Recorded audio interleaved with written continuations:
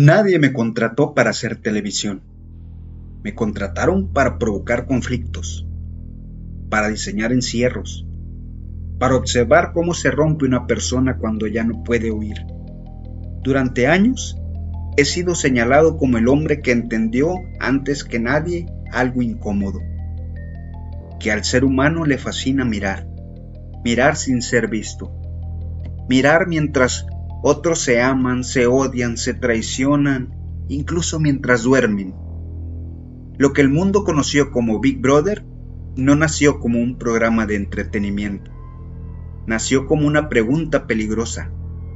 ¿Qué le pasa a una persona común cuando la encierras, la observas las 24 horas y le quitas la privacidad? Yo ayudé a responder esa pregunta, no frente a cámaras, no con micrófonos, sino desde la psicología, desde el diseño del conflicto, desde la manipulación silenciosa. Esta historia comenzó en 1998 en Ámsterdam, en un café pequeño junto a un canal, con un productor desesperado y un psicólogo que aún no sabía que estaba a punto de cruzar una línea ética de la que nunca volvería. Y esta es la verdadera historia del nacimiento de Big Brother. Mi nombre es Matías Vermeer. Tengo 30 años, doctor en psicología, soltero, hijo único y cosa que nunca digo en mis clases, aún vivo en casa de mi madre. Mi padre falleció hace 5 años de un ataque al corazón. Desde entonces, el silencio nocturno de la casa se volvió más denso, más presente. Quizá por eso me acostumbré a estudiar hasta tarde, como si así evitara escuchar la ausencia. A pesar de todo, disfrutaba profundamente mi carrera. Siempre me fascinó la manera en que las personas se transforman cuando el mundo se reduce a 4 paredes.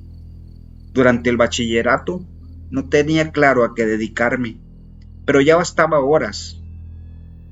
Pasaba horas analizando los comportamientos de mis compañeros, las jerarquías improvisadas, las lealtades que nacían y morían en un recreo.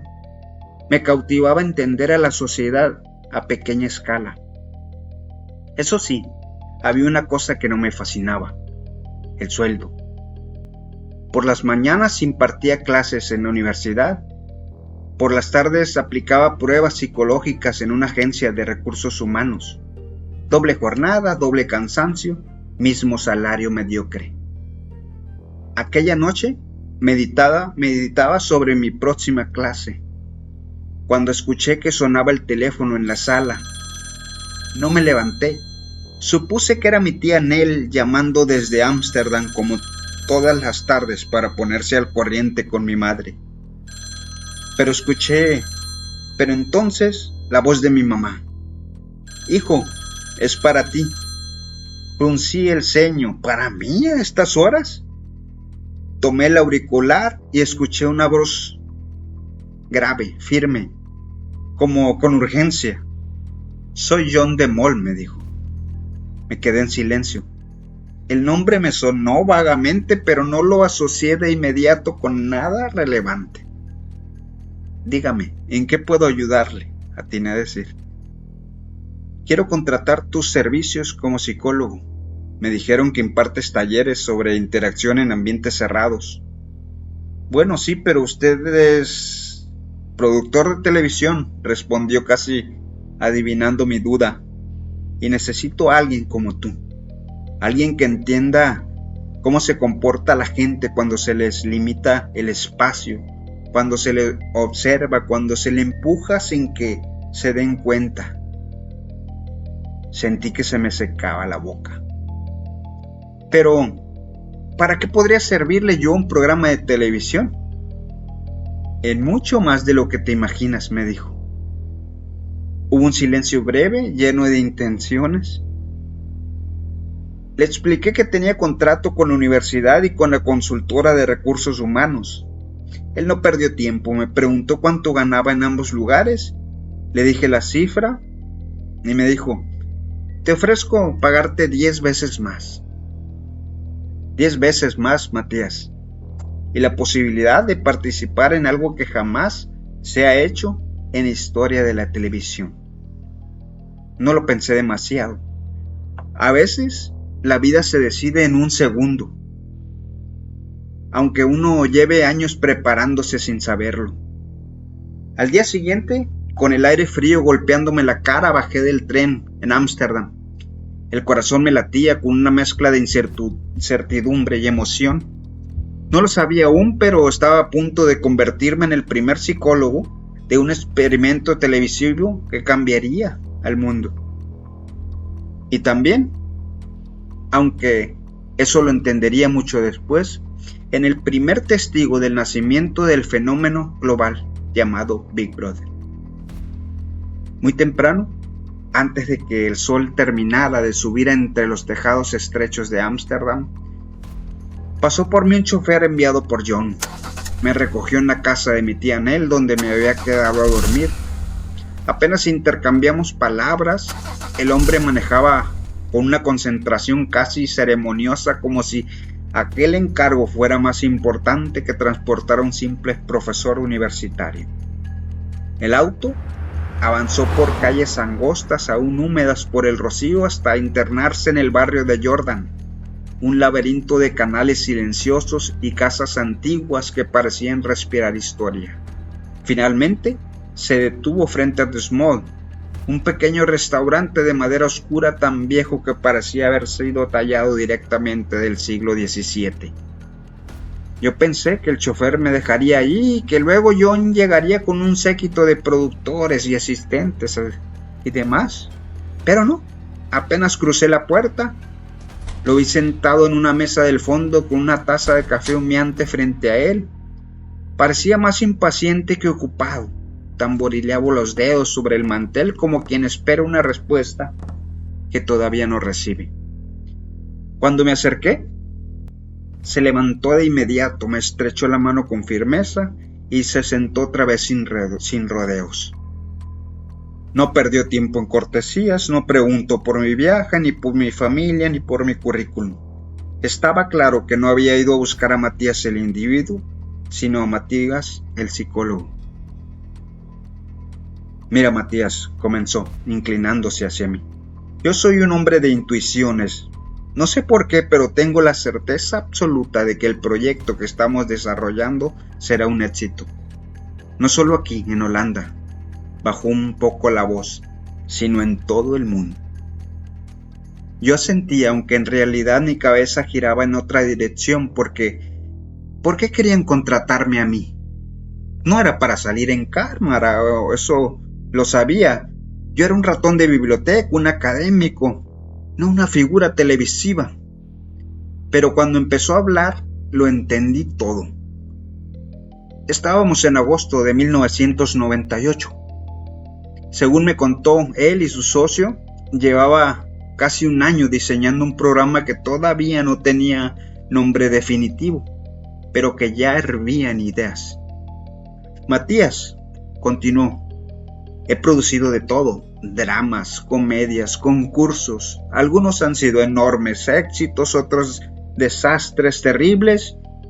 Y desde hace años he tenido la obsesión de crear algo distinto. Algo que cortara la historia de la televisión en dos. Se quedó callado un momento. Miró hacia la ventana, donde pasaba una bicicleta con un ruido metálico, y me dijo: hubo un día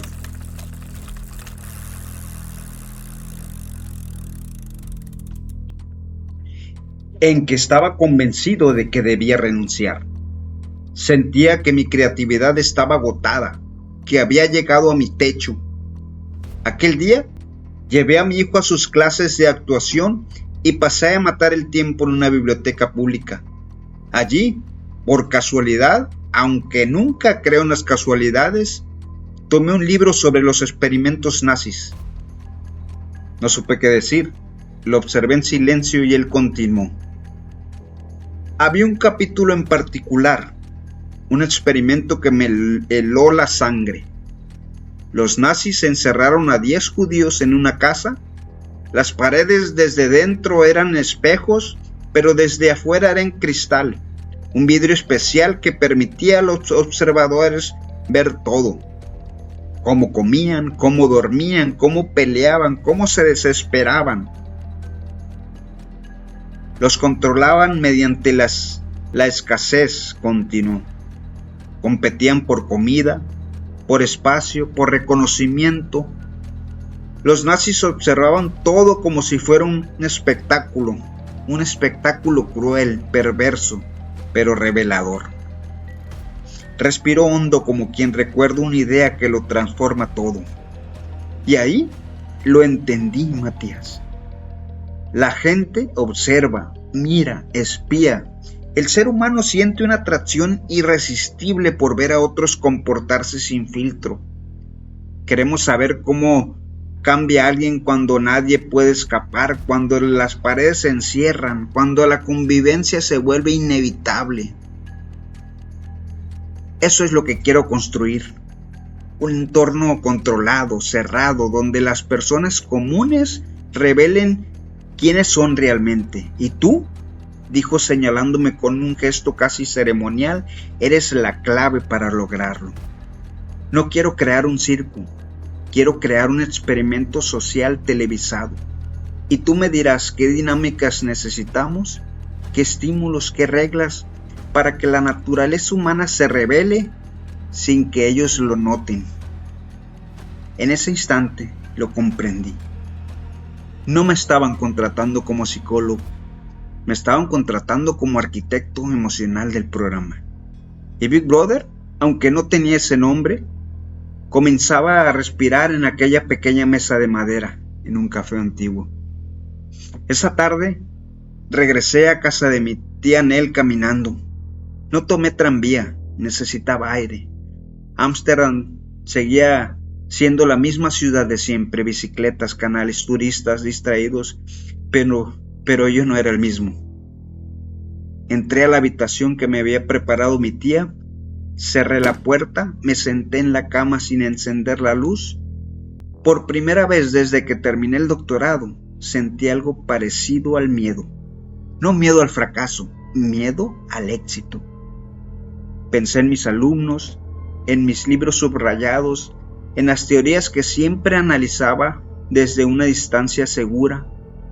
Ahora iba a aplicar todo eso en personas reales. Esa noche casi no dormí. Me preguntaba si aquello era solo un programa o si estábamos a punto de convertir la psicología en espectáculo. A la mañana siguiente llamé a la universidad. Renuncié. Por la tarde hice lo mismo en la agencia de recursos humanos.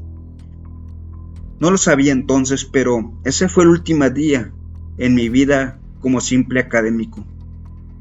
A partir de ese momento, mi trabajo sería observar cómo se rompe o se adapta al ser humano cuando lo encierran y cuando millones lo miran sin parpadear. Regresé a Ámsterdam 2 días después, esta vez no como visitante sino como parte del proyecto. Las oficinas estaban ubicadas en un edificio discreto sin letreros llamativos cerca de la zona industrial. Nada en la fachada sugería que ahí se estaba planeando uno de los experimentos televisivos más ambiciosos de la historia. John me esperaba en la entrada. Ven, me dijo, quiero que conozcas el equipo. La sala de juntas no era grande, pero estaba saturada de ideas. Paredes cubiertas de pizarrones, hojas pegadas con cintas, esquemas mal dibujados, palabras sueltas escritas a mano, aislamiento, convivencia, conflicto, observación, tiempo real. Allí me presentaron al escritor, un hombre delgado de rostro cansado, acostumbrado a imaginar historias ajenas. Había trabajado en dramas y series, pero se notaba que aquello lo tenía descolocado. Nunca había escrito algo donde no controlo los personajes, me dijo en voz baja. Aquí solo podemos provocar. Luego conocí al director, obsesivo, meticuloso, con una mirada que parecía calcular ángulos incluso cuando hablaba. No pensaba en personas, pensaba en planos, en silencios, en cómo una cámara puede hacer que alguien se olvide de sí mismo. Finalmente estaba John de Mol y su socio, dos productores con trayectorias sólidas, pero con una inquietud común. Sabían que llevaban un año planeando algo que todavía no terminaba de encajar. Tenemos el concepto, dijo John. Tenemos la casa, añadió el director. Tenemos las cámaras, las reglas, la duración, continuó el escritor. Pero nos falta entender qué va a pasar cuando los cerremos, concluyó John mirándome. Ahí entendí mi lugar. Durante horas me explicaron todo lo que ya habían trabajado. Un año completo de planeación. La idea principal había sido simple: encerrar personas y transmitir su vida cotidiana. Pero de pronto se dieron cuenta que lo cotidiano, sin presión, no sostiene un programa. Los primeros borradores eran aburridos, admitió el escritor. Todos se portaban bien, demasiado bien. El director explicó cómo habían probado cámaras ocultas, domos, micrófonos integrados en paredes. El objetivo era claro: que los participantes olvidaran que estaban siendo observados. La vigilancia constante solo funciona si se vuelve invisible, dije. John asintió. Exacto. Y ahí es donde entras tú. Me acerqué a uno de los pizarrones y tomé un marcador. Escribí una sola palabra: escasez. No necesitan villanos, les dije. La convivencia prolongada los creará. Hablamos de tareas imposibles, de castigos colectivos, de decisiones donde siempre alguien pierde. Les expliqué que el conflicto más poderoso no nace del odio, sino de la injusticia percibida. Cuando una persona siente que otro recibe más sin merecerlo, el resentimiento aparece solo. El escritor empezó a tomar notas frenéticamente. El director levantó la vista por primera vez. Esto no es un guión, dijo. Es un detonador. Exacto, respondí. Ustedes ya construyeron la máquina. Yo solo vengo a decirles dónde poner la presión. John sonrió. Por eso llevamos un año esperando a alguien como tú, Matías. En ese momento lo supe. Big Brother ya existía. No como programa, sino como una idea incompleta. Yo no iba a crearlo, iba a terminarlo.